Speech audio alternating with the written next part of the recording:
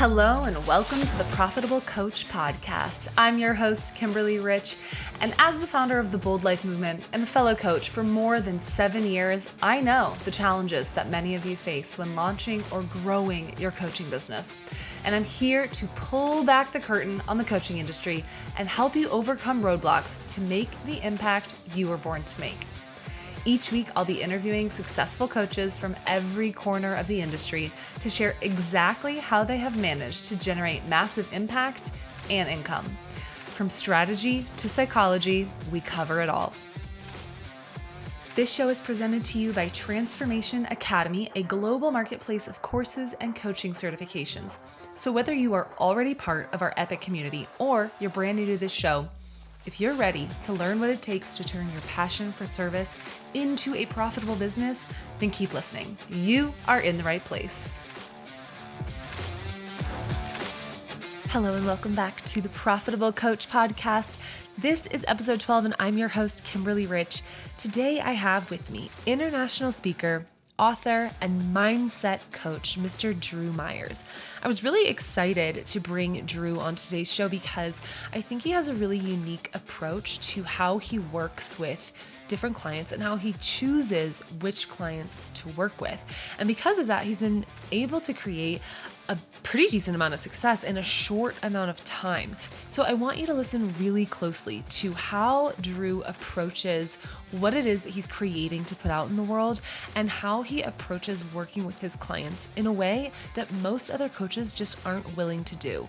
And because of that, the different results that he's able to achieve with those clients. So I don't want to delay you anymore. Please welcome the one and only Drew Myers to the show. Hello and welcome back to the Profitable Coach Podcast. I have my friend Drew Myers here with me today. Drew, welcome to the show. Thank you so much. I am extremely excited about this.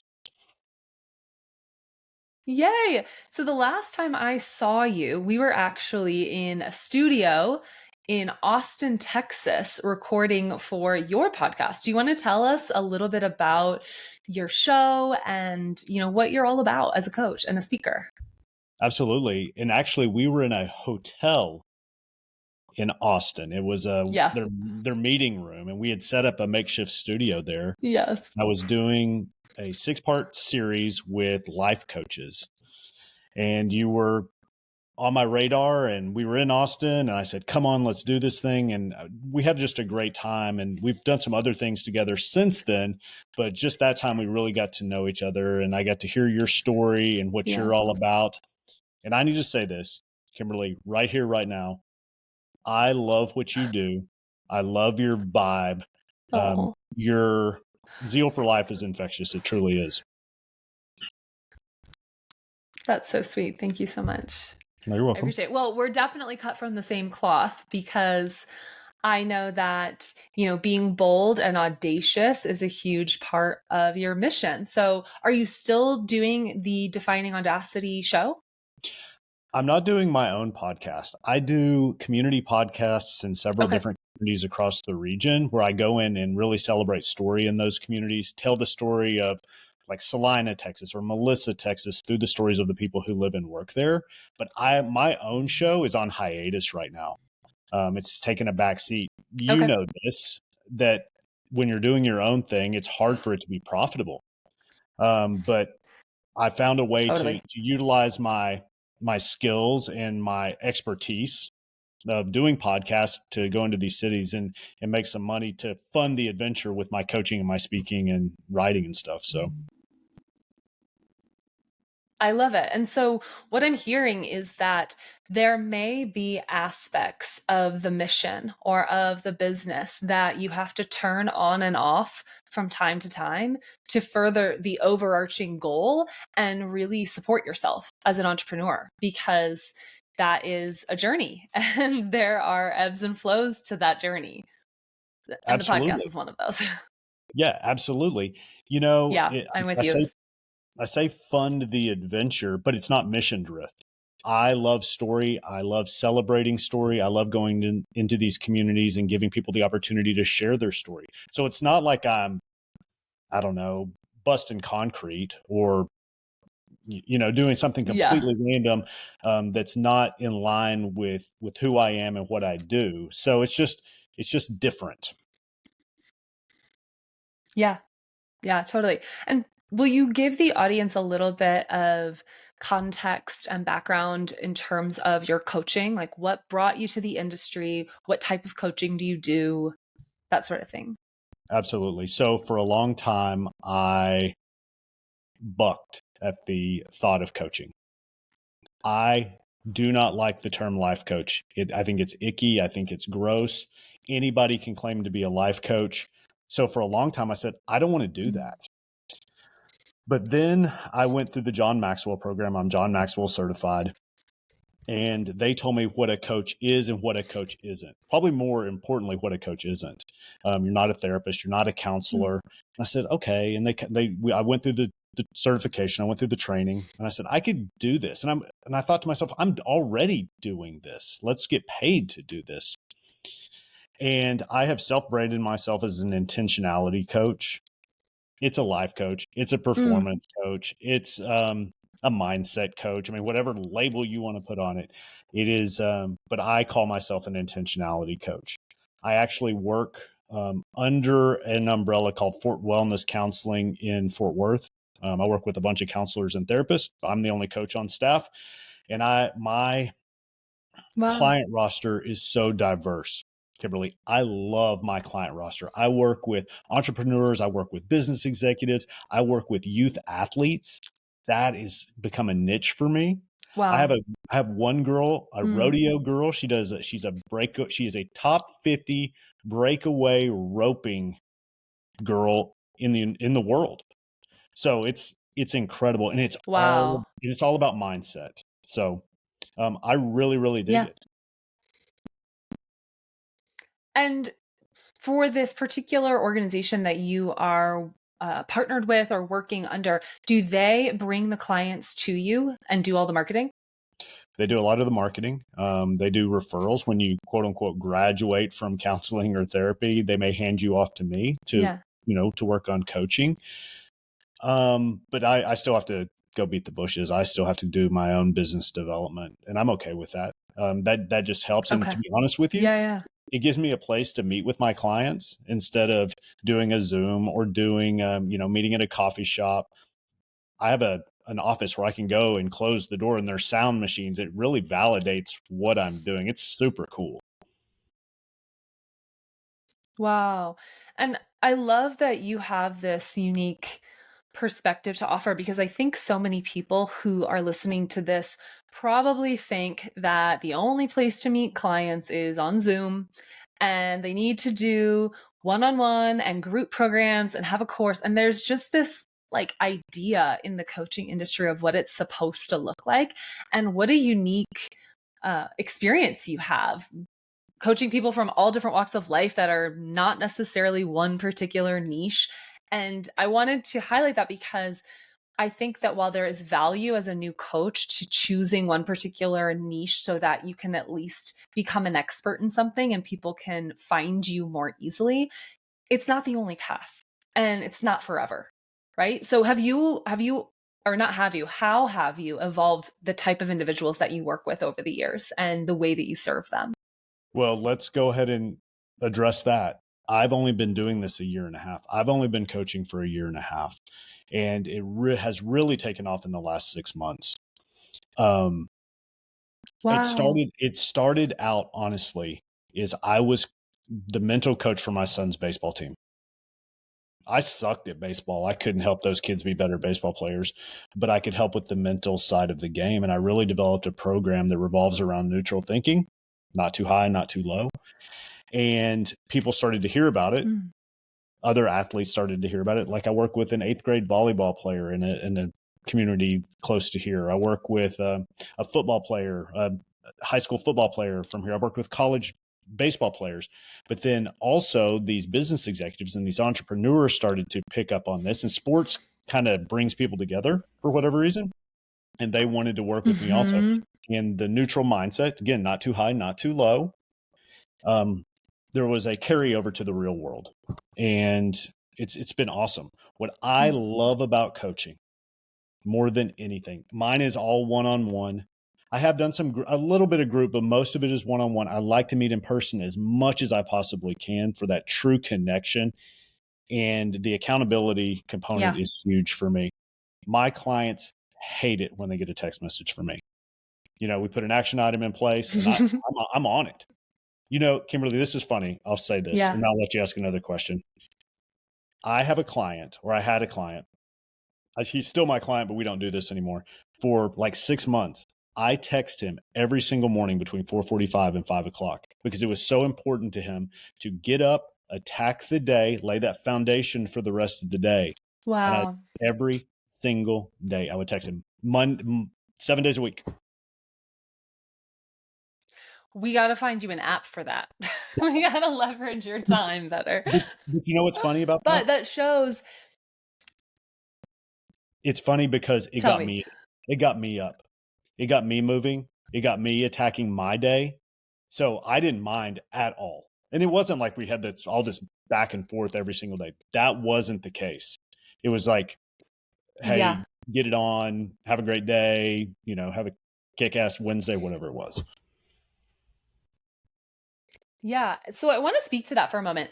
In terms of designing your business such that it serves your life, I think that it can be really easy to say, hey, I don't like having a whole roster full of calls. I'm going to speak for myself. I don't like having a whole roster full of calls. I struggle if I have too many appointments on the schedule in one day.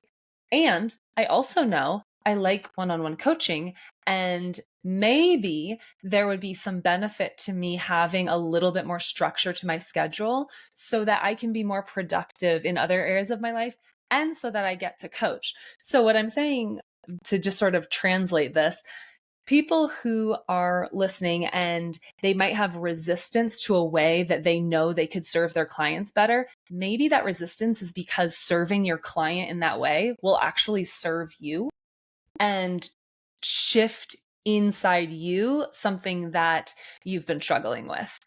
Does that resonate at all? Yeah, absolutely. To take that a step further, I think that every client that you deal with is different, and they're going to require a different amount of attention, different amount. The interaction is going to be different. The way that you guys communicate is going to be different. And you have to take that into account. It is not cookie cutter in any shape, form, or fashion. So that's so important. But I think setting those personal boundaries out of the gate. So my roster is full at 20, not a single person more. Not if somebody begged for me to come on and pay me, hundreds of thousands of dollars. I'm not going to do it because it takes away from my other 20 clients. Now that shifts, right? They come and go. That's important to know. But when I'm at 20, I'm full. And so how have you gone from starting a year and a half ago to a roster full of 20 clients? That's a really impressive number for someone who is, like, for all intents and purposes, new. A year and a half is new. If anyone listening thinks that that's not, it is. I stayed true to myself. I really did a good job of banging that drum and letting people know this is what I'm doing now. Again, I was already doing it. I just wasn't getting paid to do it. So I got some clients that way. It just carried over into real coaching instead of me just giving friendly advice. And word of mouth has been huge. The working for Fort Wellness and their marketing team has been good. I've been lucky too. I'll be honest with you. There's some luck involved. Yeah, I appreciate that. Tell me about Meraki. Am I saying that right? Meraki, yes. Tell me about what it means to be a Meraki speaker. Okay, so every year I pick a word to kind of capture my year. My word for this year is abundance. But a couple years ago, my word was Meraki. It's a Greek word that means leaving a part of yourself in whatever it is you're doing, whether that's washing the dishes, standing on stage speaking or coaching or writing a book or whatever it is. It's leaving a part of yourself in that thing. And that's kind of how I feel when I step on stage. Again, that's self-branded. I mean, there's not a certification to be a Meraki speaker. I went through a branding process with a branding coach, and I said, I use this word. What do you think about that? And he goes, let's go. And it means that when I step on stage, when I speak, I leave a part of myself on that stage. I think that's cool to infuse in your business things that no one else has. And I feel like so often people just want to mirror what they're seeing online, and they're leaving so much on the table in terms of their unique experience, their unique personality, their flavor, their quirks, all the things that could make them stand out in the crowd. And Meraki speaking really stood out to me when I was, checking up on what you've been up to since the last time we spoke. Another thing is you have a book. Will you tell us about the tacos and chocolate diet? My debut book came out in September of 21, The Tacos and Chocolate Diet. It is not a diet book. You're not going to lose weight reading my book and or eating Mexican food and peanut M&Ms. But it's my story and then 10 lessons that I learned along the way. And everybody asks me, how'd I get the title? And I'll tell you, Kimberly, it was a placeholder. I was writing the book. I was living a vegan lifestyle at this point and eating a ton of tacos on corn tortillas with beans and pico de gallo. And then to get kind of my sugar fix, I was eating peanut M&Ms. I was just popping those. So I was just eating tacos and chocolate all the time. So it was a placeholder for the title. And then as the manuscript got completed, I said, screw it. I'm going to call the book The Tacos and Chocolate Diet. And I had editors say, no, you're not going to call it The Tacos and Chocolate Diet. I said, well, then I'm going with a different editor. I love it. And so tell us about the book. What is in it? What can people hope to learn from it? So again, I'm big on story. And so I share my story, the good, the bad, and the ugly, past, present, future, all of it. I talk about in chapter 2 about my abuse when I was a child. I had a couple neighbor boys that sexually abused me. I came to terms with this as an adult, and I said, this doesn't define me, but it happened. And I write about it in the book. I kind of take people on my journey of having 11 jobs in 11 years and all the things that I did. I talked about, working at a radio station in Glenrose 8 years ago that changed the trajectory of my life and led to my coaching, my speaking, all of it. And then at the end of the book, I write about 10 lessons that I've learned on the way, 10 things that help me get through it all. And some of those lessons are, you got to get to the point of enough. Another lesson is you have to be able to sleep in a storm. There has to be a level of contentment there. Stop using the word busy, that type of stuff that I still incorporate into my keynote speech. Beautiful. That's super beautiful. What are some of the things that you like to speak on? I love to speak on self-care, self-love, self-protection, and mental resilience. My main keynote revolves around making the important things important, starting with you, because I am a firm believer that you cannot be the best mom, dad, spouse, lawyer, teacher, doctor, podcast host, coach, speaker, whatever it is you do. You can't be the best version of yourself unless you make yourself a priority. And to say that phrase, make the important things important, starting with you, is very selfish or can come across as selfish. But I encourage people to put a comma there. Make the important things important, starting with you, comma, so you can be a light for the world around you and pour into other people. And that's my message. That is my main keynote now. And who are your typical audiences? How do you get these gigs? For anyone who's listening that wants to get into speaking, what has been a good process for that? And who are the people that you speak to primarily? I speak to anybody and everybody. I'm not really niched down in that regard because it is a universal message. I did a convocation at a local ISD a couple weeks ago. I've spoken to the Dallas Cowboys. I've spoken to Chick-fil-A. I've spoken to, so Fortune 500 companies all the way down to, local civic organizations. I have a couple coming up with, a nonprofit is bringing me in to talk to their advocates. A community program is bringing me in to talk to their volunteers. It's really anybody, to be honest with you. I've traveled all over the world doing this now. I've been to Croatia. I've been to Mexico. I did Atlantic Health Systems in medical systems up on the East Coast, one of the biggest healthcare providers up there. And again, it's to be the best doctor possible, you have to take care of yourself. Yeah. So it really does cross all lines. Everybody's like, oh, you got to niche it down. You got to niche it down. And I'm like, no, this is for everybody.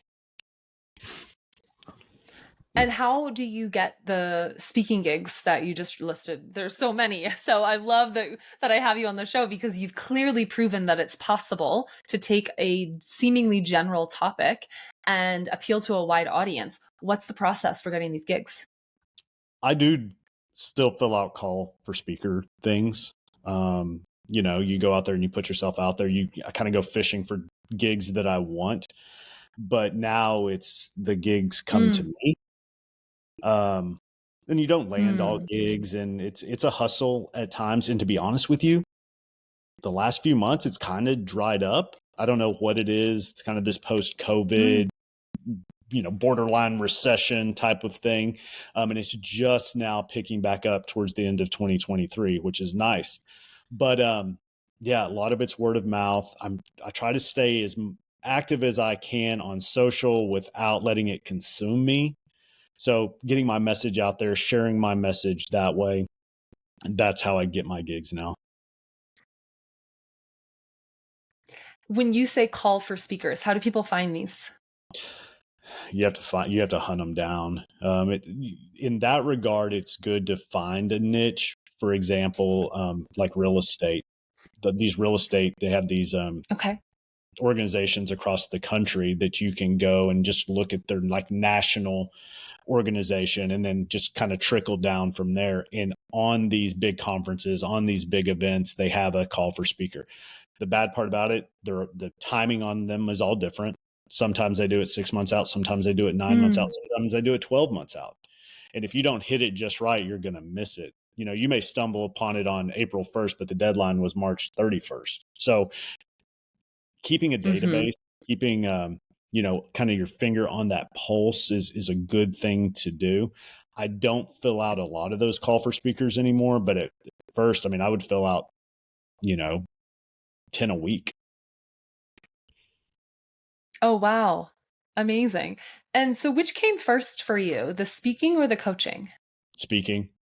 I've been speaking for a while. Again, I drug my feet on the coaching. Oh, you should be a life coach. Oh, you should be a life coach. I was like, oh no, that sounds icky. I don't want to do that. I get it. But then I get it. I think it's the inner rebel. I just love helping people. I feel guilty charging people money to help them. So then, may I recommend the Kevin Dabrowski episode of this show, where we talk all about how to charge an appropriate, which may seem high, amount for the value that you're giving, and how it's actually an insult and it's inappropriate to undervalue the transformation that you're offering. That being said, it applies only to world-class individuals. So it's interesting. I get everything you're saying. I can resonate with, I think that when we come from this like really deep desire to serve and help, it can be really easy to undervalue what it is that we're offering. And also when it comes to coaching, there's so much noise in the space that, it's a process. It's an intentional, to use your word, you have to be very intentional about what it is that you're putting in and what it is that you are consuming in terms of like media, so that you stay in your own lane. Yes. Don't try to be anybody else. Just do you. And you're not going to be for everybody. That is so important. Um, you need to shop coaches, just like you need to shop therapists, just like you need to shop, primary care physicians. Not everybody is going to be a good fit. And when you're not a good fit for somebody, speaking, from the coach's perspective, don't get butt hurt over that. Mm-hmm. It's just, Yeah. just part of the process. Well, and I think of it like relationships, if you reflect back on, I'll speak for myself, if I reflect back on all of the relationships that didn't work out, where it felt like they were saying to me, oh, I don't see a future with you, we're not a good fit. And at the time, I chose to take it personally. In retrospect, we were not a good fit. That was a two-way street, but there are so many things that can get you wrapped up in the idea of something, or in coaching terms, it could be the idea of getting a client, getting paid, and you really want someone to say yes to you.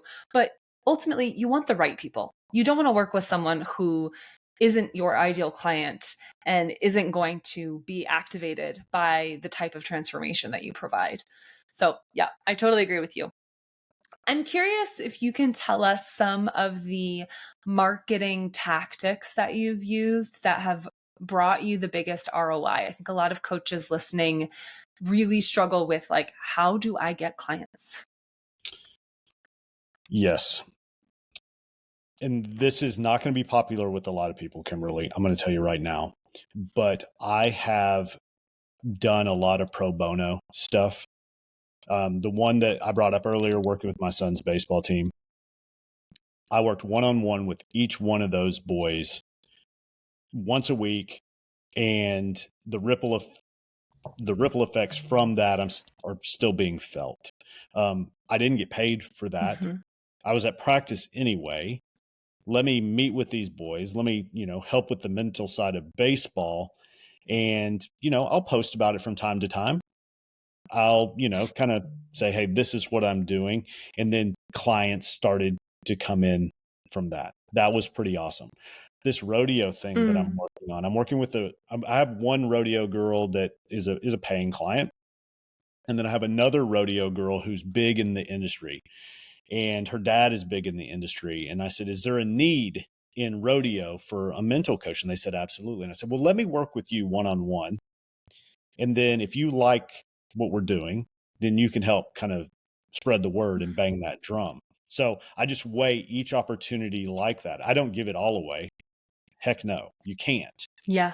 But there are certain times where it's strategic to, and it's not going to be long-term. You're not going to coach this person for a year, but, for 3-4 months, meeting with them regularly, and then they see, a ripple effect in their life, that opens up a lot of doors. So I've done that. And then again, I go back to the Fort Wellness Counseling, and they have a marketing team behind them. And that's been great also. And I mean, it's all the way down to, SEO, people searching for a sports head coach in Dallas, Fort Worth, not a lot are going to pop up. So that's been good as well. Yeah. And so in that regard, picking something that has keywords, this is sort of where I lean into the value of niching, because you want to pick words, terms, phrases, whatever, that people who you want to work with are actually searching for. And then you want to do your due diligence as a business owner to create a presence wherever they would be searching so that they can find you. And you don't have to just be putting yourself out there on social media all day, every day. Like, there are other ways to get seen. Yeah, I think that's great. And it also reminds me some of the people that I looked up to when I was first sort of exposing myself to the world of entrepreneurship. One of the key things that was really impactful for them was working for free for their mentors. And so in terms of coaching, what that could look like is coaching for free someone who could be a very good connector and saying, hey, I have this great opportunity for you. I see value where I can add it in your life or in your business. please allow me to support if that resonates. And if so, like no charge. And if so, would you be willing to make some referrals, or would you be willing to give me a testimonial? And then you can also, like I said, reach out to mentors, like ask if you can support them. That way you can sort of see, how are they running their business? How are they coaching their clients? And that will help you become an even better coach. I agree. I love that. Yes. Yeah. On that note, what or who are some of the mentors that you have looked up to over the years, whether you actually knew them one-on-one or they were authors? So the big one, and he has passed away. His name is Trevor Moab. He was the mental coach for Russell Wilson, the head or the starting quarterback for the Denver Broncos now. He's worked with Alabama football, Georgia football, Michigan football, and he wrote a book, It Takes What It Takes. That's how I was introduced to neutral thinking. Really resonated with me. And it's crazy. When I started listening to his second book, which is, I think it's called The Art of Neutral Thinking or something like that. Russell Wilson is reading the foreword, and he's talking about Trevor in the past tense. And that's how I found out that Trevor Moab had died. I mean, this guy was starting to kind of shape me. I was just getting into coaching. I was going to reach out to him. I was like, I want to bang the drum. I want to serve the Kool-Aid that you've whipped up. And then he passed away. It's just crazy, but he has had such a profound impact on my life, and he will never know that. That's the crazy part about it. His concept of neutral thinking, people have heard it many different ways, like next play, let it go, all the cliches, but the neutral thinking. And Kimberly, this is so cool to me. I can look at my athletes or even my business people, and I don't have to say one word, and I can do this with my arm, and they know exactly what I'm talking about. Everything that has happened to this point, bad or good, does not matter. Get neutral right now. I love that. And also, I think that this is such a beautiful reminder to be vulnerable enough, be brave enough to put your ideas, your story, your wisdom out into the world, because you never know who's going to read it and apply it, and whose lives that they will impact because you were brave enough to share. So as someone who has been, toying with publishing her book for more years than I care to admit, I acknowledge the fact that you completed the process and your book is out in the world, because, there are people on it. I mean, I looked it up. There are people who have read it, who have shifted because of it. And, your coaching is now a radically different approach than it would have been if Trevor hadn't been brave enough to put his work out there. So I encourage everyone listening, share your stuff. And this is going back to me, just like we were talking about earlier. We teach what we most need to learn, right? So I talk about ripple effects, and it's ripple effects in our world with our, circle of people, but it goes so much further than that. It could be a social media post. Somebody could hear me do a keynote. It could be a coaching client, and they take it out to these ripple effects are all over the place. And Trevor had a tremendous ripple effect on my life. So yes, what you said, yes. In regards to your book, okay, I'm going to put my coaching hat on for just a second. All right? Fair. I think that so many people in this world, especially the younger generation, you're not quite in that generation where this is a definite problem, but we live in a world where we think we have to be perfect. Okay? And when we realize that we're not going to be perfect, or there's a chance we're not going to be perfect, it paralyzes us. We don't even try. We don't even strive for perfection. I'm okay with striving for perfection, but we cannot beat the shit out of ourselves when we miss the mark.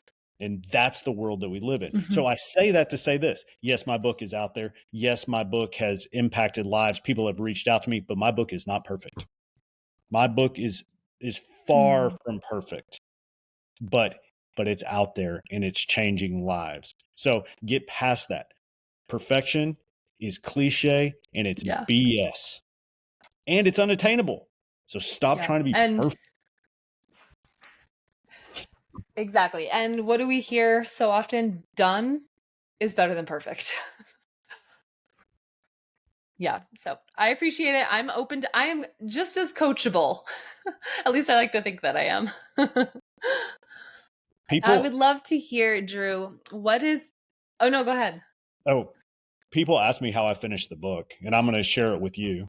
I would get up every single morning, 5 o'clock, and I would write for 45 minutes. Sometimes I wrote 2 sentences. Sometimes I wrote a chapter, but religiously, 5 o'clock every single morning without fail until the book was done.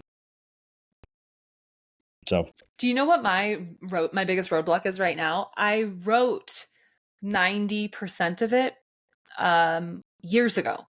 And so editing who I was and how I spoke then as compared to how I am now is really arduous. And I agree with most of the principles in the book, but the way that I would say it is different. And so I think I'm a much better writer than I am an editor, and having to play editor is really challenging. Like people say the editing is the hardest part, the writing is actually the easy part. And it's really not something that an actual editor can come in and shift yet, because they don't know my voice yet right now.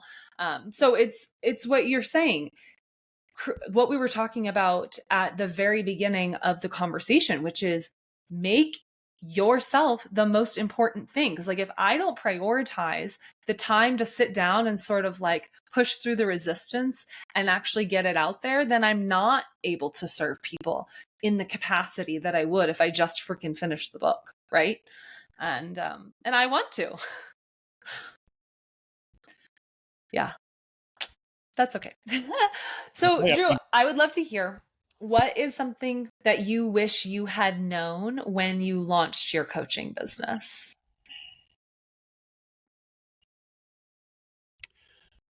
it's something that I said before is at first when I would lose a client, I would take it pretty personal because I'm invested. I'm all in. I only carry 20 on my roster, and a lot of times I'm not even full. There's a lot of interaction. There's a lot of accountability. There's a lot of back and forth, but they go away for whatever reason, a different season. They feel like they have enough tools in their tool belt and they want to go out there and, apply those tools, whatever it is, but they financially can't do it anymore. There's thousands of reasons, but I would take it personal. So my advice, that I would give myself is don't take it personal.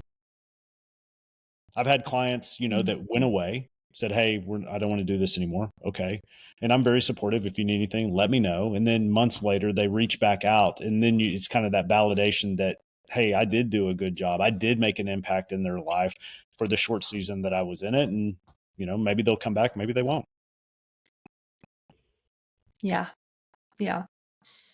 What is a myth that you see in the coaching industry that you want to bust? A myth. I don't know. I'm pretty naive and ignorant to the whole industry, to be honest with you. I think that is a pro for me, and it's probably also a con for me. But it goes back to staying in your own lane. I don't try to be anybody else. My style is different than other coaches. I know that because I've seen, some group coaching. I've seen some examples of coaching, and even in my training, I saw coaching. Mine is different. Mine is a lot more intensive, and I probably sacrifice a lot of my personal time for my clients, but that's important to me. That connection, that like, here's an example. It's a small example, but it's an example. Thursday, I get to go watch one of my clients play junior high volleyball. So I'm going to get in the car, drive 45 minutes, not spend time with my kids to go watch this. It's her first volleyball game of the year. And I just want to watch. Is she being neutral? Is she doing the things that we talk about doing? I'm able to see her parents. I'm able to talk to them. I'm able to kind of give them an update on, how she's doing with our stuff and just see if she's putting into practice what we're working on. I'm excited about it, but not all coaches are going to do that. No. Yeah. You get to pick though. Yeah, absolutely. Yeah. Yeah. So, if you were to leave our listeners with one piece of wisdom or encouragement, what would it be?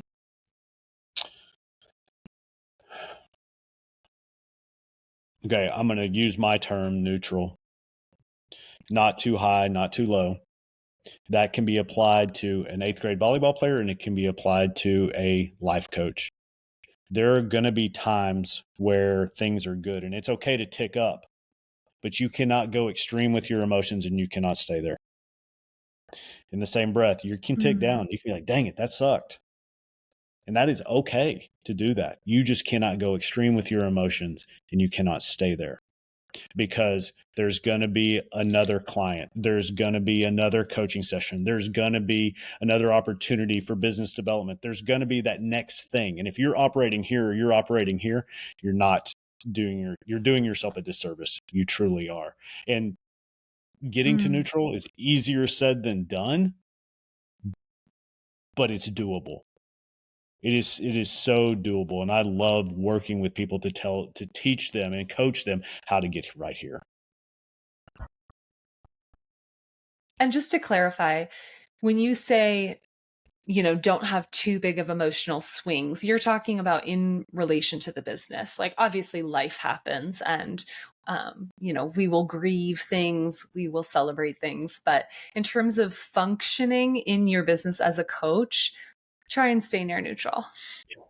Right. But in life too. And there are times where we do have to be extreme. The death of a loved one. I mean, we're not here, we're here, Yeah. that it's going to happen. It's about Yeah. showing yourself grace. It's about acknowledging the situation, acknowledging those feelings. And again, not staying there.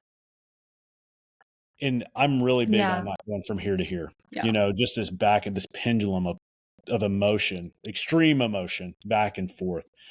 It's Yeah. about stopping and taking a deep breath and focusing on the right here, right now, not worried about what's going to happen or what has happened, just what's happening right here, right now. So, yeah, how it applies to coaching, absolutely, but how it applies to life as well. What are some of the tools in your toolbox to come back to neutral? Because I think conceptually a lot of people understand it, but in practice it can be really challenging. Sure. I use a sports term. It's called frame. In baseball, when you frame a pitch, the catcher moves his glove just a little bit to trick the umpire to call a strike. This was born from sports. I just applied a sports term to it. Frame. Frame stands for focus on the facts, remove emotion, act like you've been there, make a commitment, and expect uncertainty.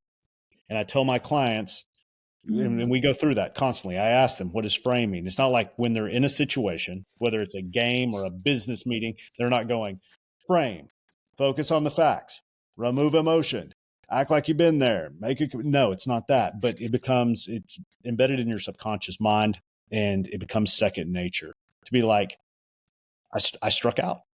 I've struck out before. I'll strike out again. Mike Trout, one of the greatest baseball players in the world, has struck out, X number of times.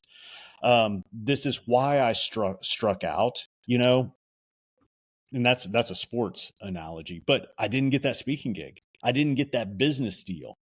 Why Yeah. didn't I get that business deal? Look at the situation. Again, focus on the facts. Remove that emotion. Don't take it personal. Don't They Yeah. didn't like you. That had nothing to do with it.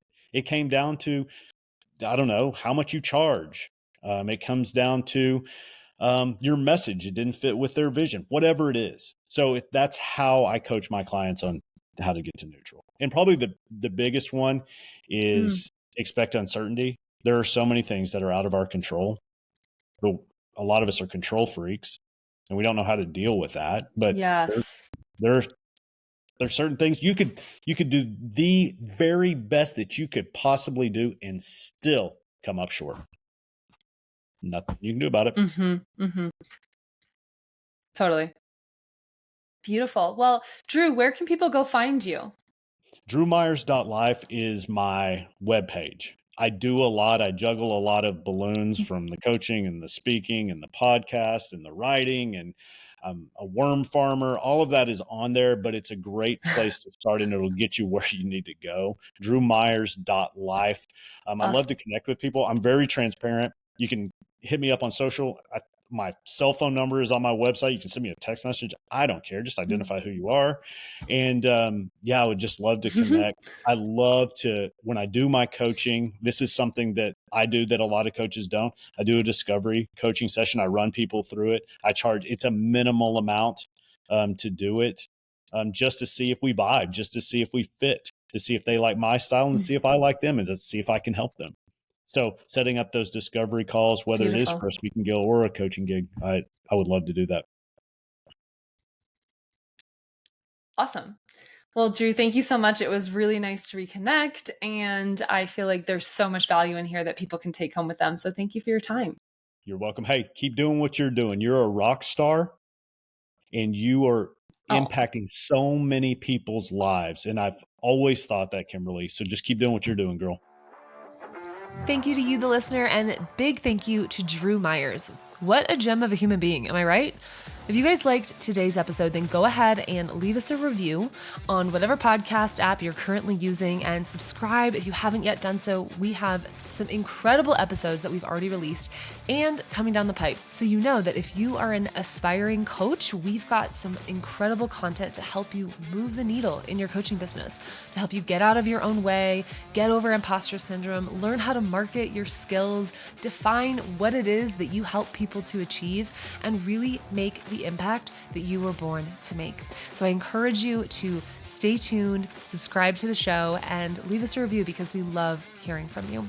All right, you guys, I will see you on next week's episode.